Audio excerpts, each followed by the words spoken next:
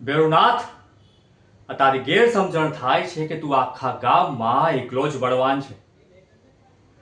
આ રુદ્રદત્તની તાકાતને તું ભૂલી ગયો લાગે છે. આ કુસ્તી લડ્યા વગર તું કઈ રીતે સાબિત કરી શકે કે આ અખાડામાં તારો સામનો કરવા વાળું બીજું કોઈ જ નથી? આ મૂછો પર તાવ આપીને પોતાના જ મૂળે પોતાના વખાણ કરવા એ મરદનું કામ નથી ભેરુનાથ.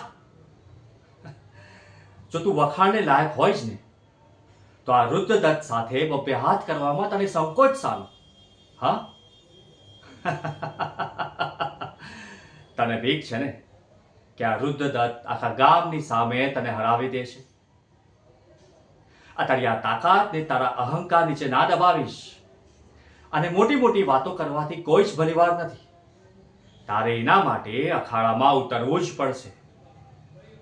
અને આ રુદ્રદત્ત આજ દિન સુધી એક પણ કુસ્તી હાર્યો નથી અને આજે તને એના દાવ પેચનો સ્વાદ જરૂર ચખાડીને જ રહેશે.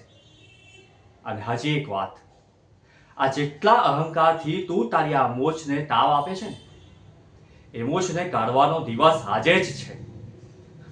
તો સાંભળી લો તમે ગામવાળા બધા, અહીં આવી જાઓ અને જોઈ પણ લો કે આ ભેરુનાથના હારનો વરઘોડો આ અખાડામાંથી જ નીકળશે.